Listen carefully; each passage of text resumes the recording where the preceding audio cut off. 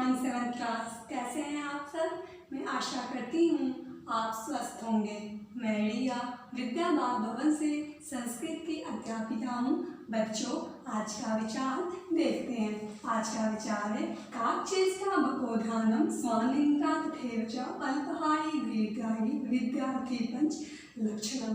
इसमें विद्यार्थी के 5 लक्षण बताए गए हैं। वो कौन कौन से हैं देखिए। काकचेष्टा यानी कि हम कौवे की तरह विद्यार्थी के अंदर जानने की चेष्टा होनी चाहिए। बकोध्यानम, बगुले की तरह उसका ध्यान होना चाहिए। जो बगुला का ध्यान होता है वो बहुत ही केंद्रित होता है, तो विद्यार्थी का भी ध्यान कैसा होना चाहिए? बगुले की तरह होना चाहिए। स्वानिंद्रा तथैव च, और जो कुत्ते की तरह उसकी नींद होनी चाहिए, यानी कि एक आहट में भी विद्यार्थी की नींद खुल जाए, तो वैसी विद्यार्थी की नींद होनी चाहिए। जो कुत्ता होता है उसका क्या होता है, थोड़े से भी आहट पे वो उठ जाता है, तो विद्यार्थी का भी नींद कैसा होना चाहिए? वैसा ही। अल्पहारी यानी कि आवश्यकता के अनुसार जितना आवश्यकता हो उतना ही भोजन करना चाहिए विद्यार्थी को। और गृह त्यागी यानी कि जब तक हम अपने घर को त्याग नहीं करेंगे तब तक हम कैसे पढ़ाई कर सकते हैं। तो वही विद्यार्थी का 5वां लक्षण है, गृह त्यागी होना चाहिए। तो बच्चों, ये था आज का विचार। विद्यार्थी के 5 लक्षण होते हैं। कौन कौन से? काकचेष्टा बकोध्यानम स्वानिंद्रा तथैव च अल्पहारी गृह त्यागी विद्यार्थी पंच लक्षणम। बच्चों, आज हम लोग धातु रूप की पुनरावृत्ति करेंगे जो हमने पिछली क्लास में पढ़ी थी। ठीक है, तो आज हम लोग धातु रूप की पुनरावृत्ति करेंगे। आप अपने बुक का पेज नंबर 117 निकाल लीजिए, जिससे कि पट का धातु रूप दे रखा है। तो चलिए, धातु रूप की क्या करना है हमें? पुनरावृत्ति। धातु रूप पेज नंबर 117 पुनरावृत्ति। क्या करना है? पुनरावृत्ति करना है। ठीक है, तो चलिए, सबसे पहले हम लोग पिछली क्लास में धातु रूप का क्रिया का हमने परिभाषा देखा था। फिर हमने उस धातु रूप के कुछ टर्म्स को समझा था। तो एक बार उसकी पुनरावृत्ति कर लेते हैं और फिर हम लोग धातु रूप की ओर चलेंगे।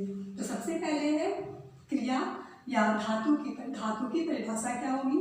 जिस शब्द से करने या होने का भाव हो वो धातु या क्रिया कहलाता है। ठीक है, क्रिया को संस्कृत में धातु कहते हैं। ठीक है, जो क्रिया होता है उसी को संस्कृत में धातु कहा जाता है। जैसे खाना, पीना, पढ़ना, लिखना, ये सब क्या है? क्रियाएं। इसके बाद आता है, जो टर्म्स आता है वो है पुरुष। पुरुष कितने प्रकार के होते हैं? तो पुरुष 3 प्रकार के होते हैं। प्रथम पुरुष, मध्यम पुरुष और उत्तम पुरुष। प्रथम पुरुष वो होता है जिसके विषय में कहा जाए, यानी कि किसी थर्ड पर्सन के बारे में हम लोग बात करते हैं तो वो कौन क्या कहलाता है? हमारा प्रथम पुरुष। ठीक है, जैसे मैं और आप किसी और के बारे में बात कर रहे हैं तो वो हो गया हमारे लिए प्रथम पुरुष। जैसे सा तौते यानी कि तत् शब्द रूप। ठीक है, जो कि तत् का जो रूप बनता है हमारा सा तौते वो। और रामा, सीता, मोहन आदि जितने भी हैं संज्ञा वो सब थर्ड पर्सन होते हैं और वो प्रथम पुरुष के अंतर्गत आएंगे। इसके बाद आता है मध्यम पुरुष। मध्यम पुरुष यानी कि जो विश्रोता होते हैं उन्हें हम मध्यम पुरुष कहते हैं। ठीक है, जो सुनने वाले होते हैं उनको मध्यम पुरुष कहा जाता है। जैसे मैं बोल रही हूँ और आप लोग सुन रहे हैं तो आप लोग श्रोता हुए, तो आप लोग मध्यम पुरुष कहलाएंगे। ठीक है, मध्यम पुरुष के 3 कर्ता होते हैं जो कि युष्मत के हैं, त्वम, युवाम और यूयम। ठीक है, त्वम, युवाम और यूयम, ये मध्यम पुरुष के कर्ता कहलाते हैं। इसके बाद है उत्तम पुरुष। उत्तम पुरुष यानी कि जो वक्ता होता है उसे उत्तम पुरुष कहा जाता है। ठीक है, कौन होता है? जो बोलने वाला वक्ता होता है। जैसे मैं बोल रही हूँ, आप लोग सुन रहे हैं, तो मैं कौन हूँ? वक्ता हुई। तो मेरे लिए उत्तम पुरुष का प्रयोग किया जाएगा। और उत्तम पुरुष में जो 3 कर्ता प्रयोग होता है वो कौन कौन से होते हैं? अस्मल शब्द रूप जो होता है उसका आम, आवाम और वयम। ठीक है, ये हो गए हमारे उत्तम पुरुष। क्लियर? तो हमारे पुरुष कितने हो गए? प्रथम, मध्यम और उत्तम। इसके बाद आता है वचन। वचन आपको पता ही है संस्कृत में कितने होते हैं? 3, एक वचन, द्विवचन और बहुवचन। उसके बाद आता है कि जितने भी संस्कृत में धातु हैं वो सब, मैंने बताया था आपको पिछली क्लास में कि सभी धातु को 10 गण में बांटा गया है। जितने भी संस्कृत के अंतर्गत धातु आते हैं वो 10 गण में बांटे गए हैं और उस 10 गण के बाहर कोई भी धातु संस्कृत में नहीं आता है। ठीक है, तो जो हमारा गण था वो कौन कौन सा था? भवादिगण, अदादिगण, जुगुप्तादिगण, द्विवादिगण, स्वादिगण, तुदादिगण, उदादिगण, तनादिगण, क्रियादिगण और चुरादिगण।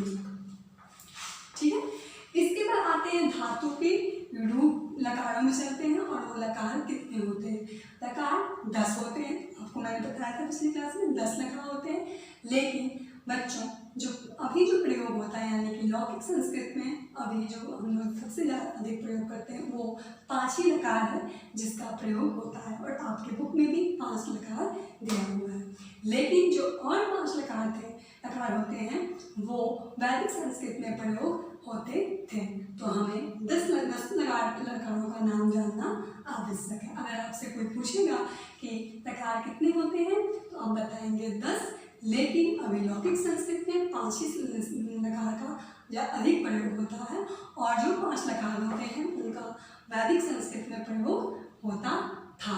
ठीक है, तो 10 लकार कौन कौन से हमारे हैं? लट लकार यानी कि वर्तमान काल, लग लकार भूतकाल, लिट लकार भविष्यत काल, लोट लकार आज्ञा देने के अर्थ में, विधिलिंग चाहिए या आशीर्वाद या प्रार्थना के निवेदन के अर्थ में। ये हो गए हमारे 5 लकार जो कि आपके बुक में भी दे रखा है और जो लौकिक संस्कृत में अभी हम लोग जो सबसे अधिक इसी 5 लकार का संस्कृत में प्रयोग करते हैं। और जो 5 और लकार है जैसे लिट लकार, लुंग लकार, लुट लकार, लिंग लकार, आशीर्लिंग, इनका प्रयोग ज़्यादातर वैदिक संस्कृत में होता था। ठीक है, लेकिन होता था, जब होता था तो यार इट मीन्स कि क्या होगा कि हमारे लकार 10 होंगे। ठीक है, आपसे कोई भी पूछेगा तो आप 10 लकार बताएंगे। इसके बाद है कि धातु जो है वो 3 रूप, धातु के 3 पद होते हैं। 3 पदों में धातु चलते हैं। कौन कौन से? प्रश्न पद, आत्मनेय पद और वय पद। प्रश्न पद यानी कि जिसके कर्ता का डायरेक्ट प्रभाव कर्ता पे प्रभाव डायरेक्ट नहीं होता है। ठीक है, यानी कि किसी दूसरे पे उसका प्रभाव हो, वो क्या कहलाता है? हमारा प्रश्न पद। इसके बाद है आत्मनेय पद है। आत्मनेय पद यानी कि जिसमें कर्ता पे डायरेक्ट प्रभाव पड़ता है वो हो गया आत्मनेय पद, यानी कि स्वयं पे इससे प्रभाव पड़ता है। कर्ता जो होता है कर्ता पे स्वयं पे इससे प्रभाव पड़ता है, वो हो गया आत्मनेय पद। अब है उभय पद। उभय पद वो होता है जो जिसमें किसी दूसरे पे भी प्रभाव पड़े और कर्ता पे स्वयं पे भी प्रभाव पड़े, यानी कि उसका रूप दोनों में चलेगा, प्रश्न पद में भी चलेगा और आत्मनेय पद में भी चलेगा। वो हो गया हमारा उभय पद। क्लियर? अब हम देखते हैं आज पट का धातु रूप। सबसे पहले हम देखेंगे पट का जो धातु रूप है उसमें है लट लकार। ठीक है, पट पुरुष एक वचन, द्विवचन और बहुवचन। ठीक है, एक वचन, द्विवचन और बहुवचन। प्रथम, मध्यम और उत्तम। क्लियर? अब देखते हैं प्रथम पट का जो लट लकार है उसके प्रथम पुरुष एक वचन में क्या होगा? मैंने आपको पिछली क्लास में प्रत्यय उसके साथ समझाया था। ठीक है, तो आज हम लोग बिना प्रत्यय का रूप देखेंगे। ठीक है, तो सबसे पहले आता है प्रथम पुरुष में क्या होगा, पठती, क्या होगा, पठती। इसके बाद आता है पठती के बाद पठता, द्विवचन में क्या हो जाएगा हमारा, पठता, और बहुवचन में पठंती, पठंती, ठीक है, तेता अंति। इसके बाद है मध्यम पुरुष, मध्यम पुरुष में क्या होगा, पठसी, पठसी, और द्विवचन में क्या हो जाएगा, मध्यम पुरुष द्विवचन में पठता, पठता, और बहुवचन में पठत। इसके बाद आता है उत्तम पुरुष, उत्तम पुरुष में क्या हो जाएगा, पठामी, पठावा और पठामा। अब देखिए प्रथम पुरुष, प्रथम पुरुष एक वचन में पठती, द्विवचन में पठता और बहुवचन में पठंती। इसमें कौन कौन से प्रत्यय का प्रयोग हुआ है, अति, अतः और अंति, क्लियर। इसके बाद है मध्यम पुरुष में पठसी, पठता, पठत। इन तीनों में कौन से प्रत्यय का प्रयोग हुआ है, असी, अथा और अथ। इसके बाद है मध्य उत्तम पुरुष, उत्तम पुरुष के एक वचन में क्या होगा, पठामी, द्विवचन में पठावा और बहुवचन में पठामा। इन तीनों में जो प्रत्यय का प्रयोग हुआ है वो कौन है, आमी, आवा और आमा, क्लियर। इसके बाद आता है हमारा लट लकार के बाद आ रहा है लिट लकार, क्या आएगा, लिट लकार। और लिट लकार का रूप कैसे चलेगा वो देखिए। प्रथम पुरुष में क्या होगा, पठिष्यति, पठिष्यति, पठिष्यता, पठिष्यता,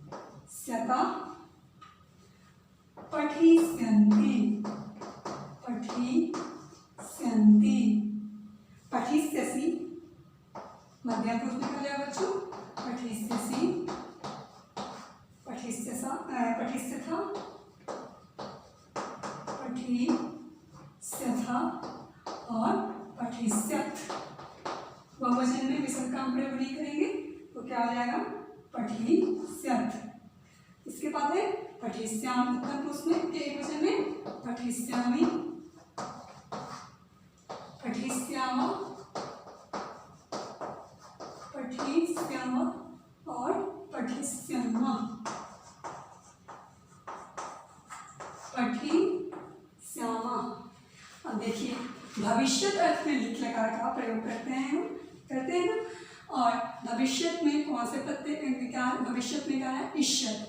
तो उसी इष्यत प्रत्यय को जोड़ने पर हमारा लिट लकार का रूप बनता है, ठीक है।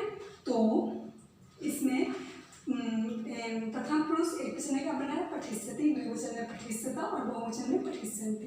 तो इन तीनों के साथ जो प्रत्यय जुड़ रहे हैं वो क्या, कौन कौन से हैं, इष्यति, इष्यति, इष्यता और इष्यन्ति। पठिष्यति, पठ में इष्यति प्रत्यय जुड़ गया तो पठिष्यति, पठ में इष्यता प्रत्यय जुड़ गया तो पठिष्यता, और पठ में इष्यन्ति प्रत्यय जुड़ गया तो पठिष्यन्ति, ठीक है। तो हमारा रूप क्या बन गया, पठिष्यति, पठिष्यता और पठिष्यन्ति। अब है पठिष्यति, पठिष्यता और पठिष्यता, पठिष्यता, ठीक है। तो इसके साथ कौन सा प्रत्यय जुड़ेगा, इष्यसि, इष्यथा और इष्यत्। इसके बाद है उत्तम पुरुष में जो बनाया हुआ है पठिष्यामि, पठिष्यावा और पठिष्यामा। तो इन तीनों के साथ कौन सा प्रत्यय जुड़ेगा, इष्यामि, इष्यावा और इष्यामा। तो ये था हमारा लट लकार। इसके बाद देखते हैं आता है हमारा लंग लकार। कौन सा लकार, लंग लकार। लंग लकार किस अर्थ में प्रयोग होगा बच्चों, भूतकाल अर्थ में, ठीक है। इस अर्थ में भूतकाल अर्थ में होता है प्रयोग। तो चलिए देखते हैं इससे रूप कैसे बनेगा, अपठत, अपठत, अपठताम, अपठताम और अपठन, अपठन, अपठा, अपठतम, अपठत, अपठतम, अपठम, अपठा, अपठा, अपठा और अपठम। ठीक है, अपठत, अपठताम, अपठन, अपठा, अपठतम, अपठत और अपठम, अपठा और अपठम। इसके बाद देखिए इसमें जो प्रत्यय प्रयोग होगा प्रथम पुरुष में, प्रथम पुरुष के एक वचन में त, द्विवचन में ताम और बहुवचन में अन। ठीक है, तो और पठ में जब ता प्रत्यय जुड़ेगा तो पठत हो गया। ठीक है, और एक और ध्यान रखने योग्य बात है बच्चों कि लंग लकार में हमेशा धातु से पहले अ आता है। कोई भी जब आप देखते हैं कोई भी धातु से पहले अगर अ आए जिसमें अ रहता है इट मीन्स कि वो कौन सा है लकार, लंग लकार है। ठीक है, तो इसमें एक ये ध्यान देने योग्य बात है कि अ का प्रयोग धातु से पहले होता है। क्लियर, तो पठ जमा तो प्रत्यय क्या बन गया पठत, और धातु से पहले पठ के धातु से पहले क्या आ गया अ आ गया तो हो गया अपठत। इसके बाद द्विवचन में अपठताम हो गया, ताम प्रत्यय पठ में ताम प्रत्यय जो है पठताम और उससे पहले तो क्या हो गया अपठताम। उसके बाद अन प्रत्यय है, अन प्रत्यय में पठ जुड़ा तो क्या बन जाएगा पठन, और पठन से पहले अ का प्रयोग हुआ तो बन जाएगा अपठन।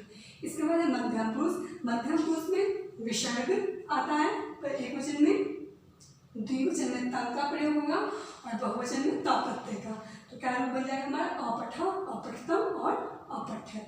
इसके बाद है उत्तम पुरुष, उत्तम पुरुष में आम प्रत्यय का प्रयोग होगा, आओ और मतलब व भी आप लिख सकते हैं और न भी लिख सकते हैं, आओ और आम भी लिख सकते हैं। तो आओ और आम प्रत्यय और इसमें क्या हो गया आम प्रत्यय का प्रयोग। तो पठ में जब आम प्रत्यय जुड़ेगा तो पठम, पठ में आम प्रत्यय जुड़ेगा तो पठाओ और पठ में आम प्रत्यय जुड़ेगा तो पठम, और पठ से पहले अ का प्रयोग हुआ तो अपठम, अपठाओ और अपठम। इसके बाद देखिए इसके बाद है हमारा लोट लकार। कौन सा लकार आएगा, लोट लकार।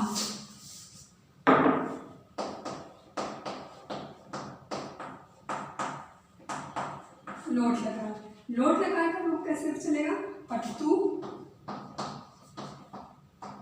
पठताम, पठताम और पठन्तु। पठ, पठतम और पठत,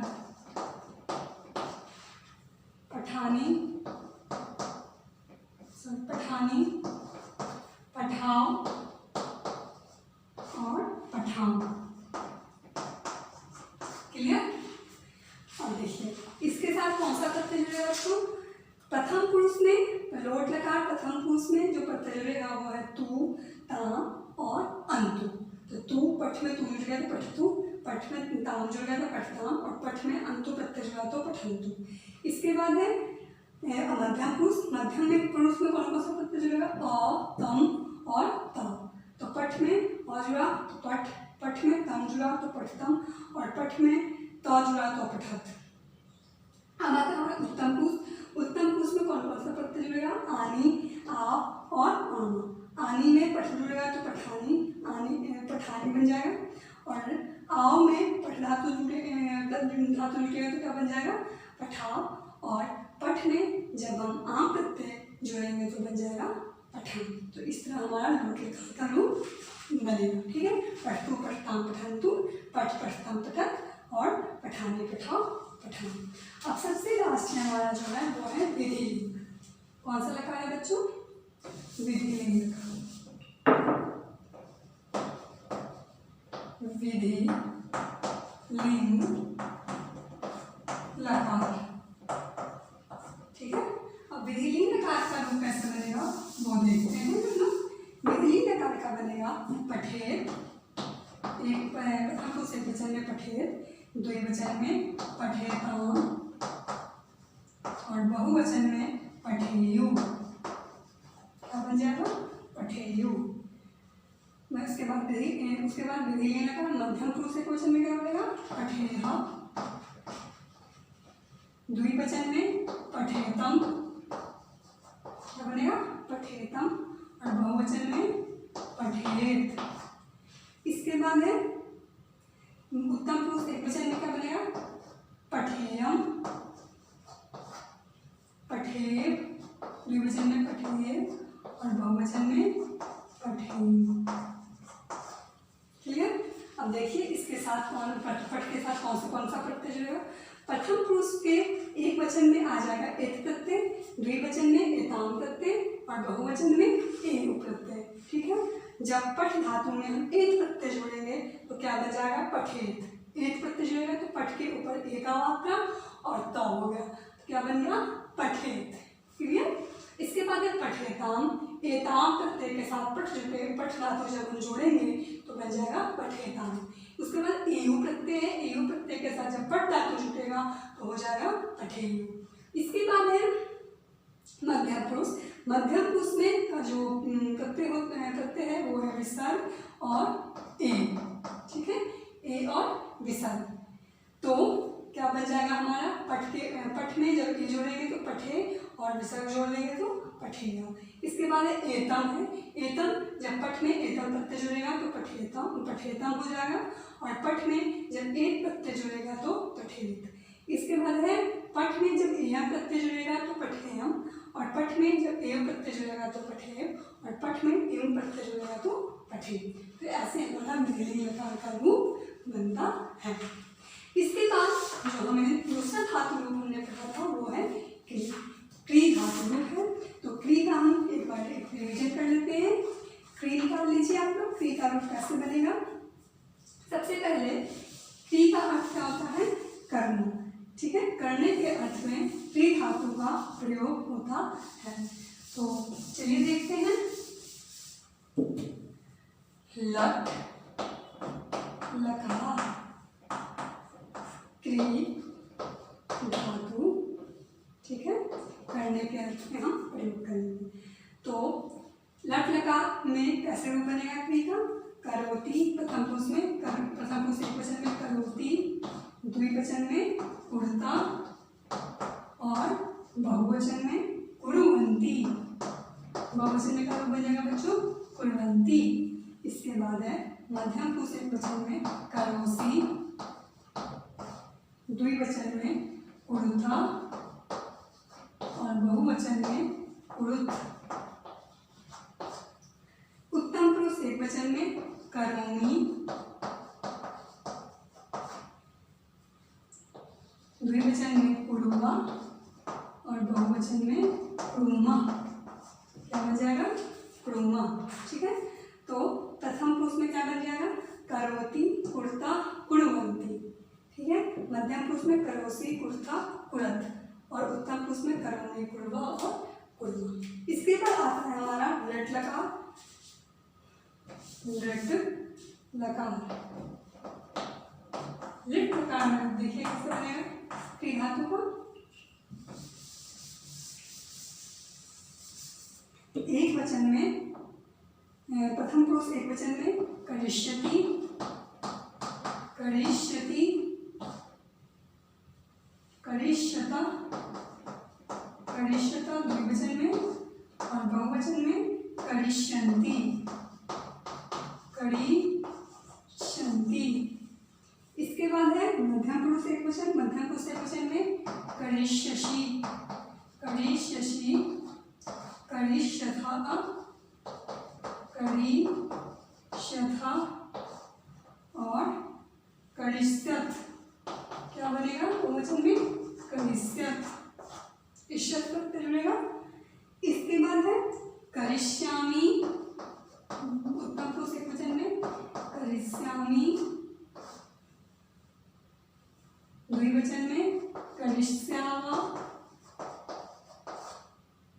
और बहुवचन में करिष्यामा, करिष्यामा। तो प्रथम पुरुष एक वचन में करिष्यति, द्विवचन में करिष्यता और बहुवचन में करिष्यन्ति। मध्यम पुरुष में करिष्यसि, करिष्यथ, करिष्यत् और उत्तम पुरुष में करिष्यामि, करिष्याव, करिष्यन्। इसके बाद देखते हैं लग लकार। लग लकार में रूप कैसे बनेगा इस धातु का? लंग लकार। अब लंग लकार में देखिए क्या बनेगा? अकरोत्, प्रथम पुरुष एक वचन में अकरोत्, अकुर्ताम्, अकुर्ताम् और अकुर्वन्, अकुर्वन्। इसके बाद है मध्यम पुरुष। मध्यम पुरुष एक वचन में अकरो, अकुर्तम्, अकुर्तम् और अकुरत्, अकुरत्। इसके बाद है उत्तम पुरुष में, उत्तम पुरुष एक वचन में अकर्वम्, अकुर्वा, अकुर्वा और अकुरुम्। क्या बन जाएगा? अकुरुम्। क्लियर? इसके बाद आता है हमारा लट लकार। लट लकार यानी कि अनुज्ञा और आदेश के अर्थ में प्रयोग होगा। तो उसमें क्या होगा देखते हैं। लोट लकार। लोट लकार में देखिए, लोट लकार में बनेगा प्रथम पुरुष एक वचन में करोतु। क्या बन जाएगा? करोतु, कुरुताम्, द्विवचन में कुरुताम् और बहुवचन में कुर्वन्तु। बहुवचन में क्या बन जाएगा बच्चों? कुर्वन्तु। इसके बाद है मध्यम पुरुष में एक वचन में कुर्याः, कुर्याः, कुर्याताम्, कुर्याताम् और कुर्यात्, कुर्यात्। इसके बाद है उत्तम पुरुष एक वचन में कुर्याम्, द्विवचन में कुर्याम् और बहुवचन में कुर्याम्, कुर्याम्। तो प्रथम पुरुष एक वचन में क्या रूप बना? करोति, द्विवचन में कुर्ताम् और बहुवचन में कुर्वन्तु। ठीक है, क्या बन गया? कुर्वन्तु। इसका मध्यम पुरुष में कुर्याः, कुर्यताम् और कुर्यात् और उत्तम पुरुष में कुर्याम्, कुर्याः और कुर्याम्, कुर्याम् और कुर्याम्। अब लास्ट हमारा विधिलिंग लकार। कौन सा लकार? विधिलिंग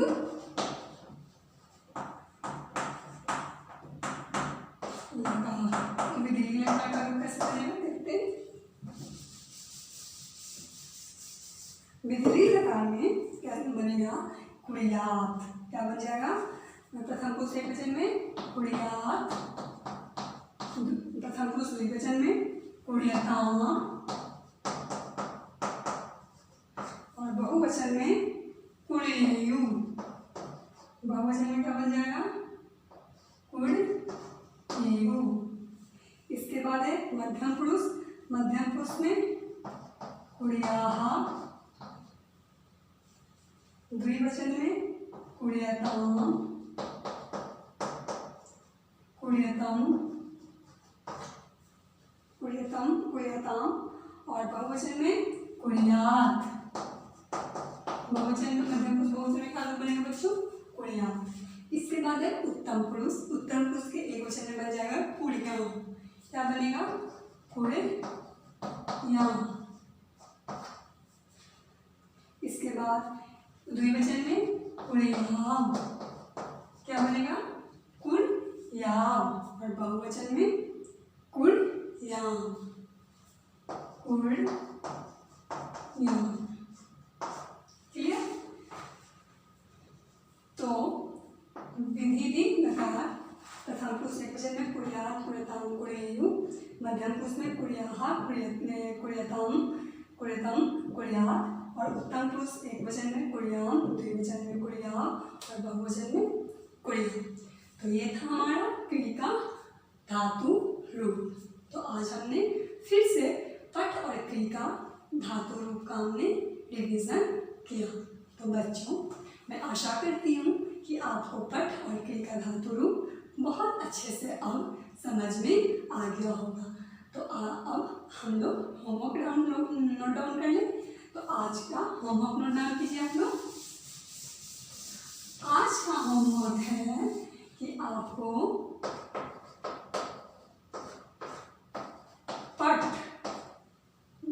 पट एवं क्री धातु रूप, पट एवं क्री धातु रूप नोटबुक में करें। पट और क्री का जो धातु रूप है वो आपको अपने नोटबुक में करना है। पट का 5 लकार और क्री का 5 लकार आपको अपने नोटबुक में लिखना है। तो आज का होमवर्क यही है। तो आज की क्लास में बस इतना ही, ठीक है। अब हम लोग नेक्स्ट टॉपिक नेक्स्ट क्लास में पढ़ेंगे। ओके क्लास, तो चलिए, thank you, have a nice day.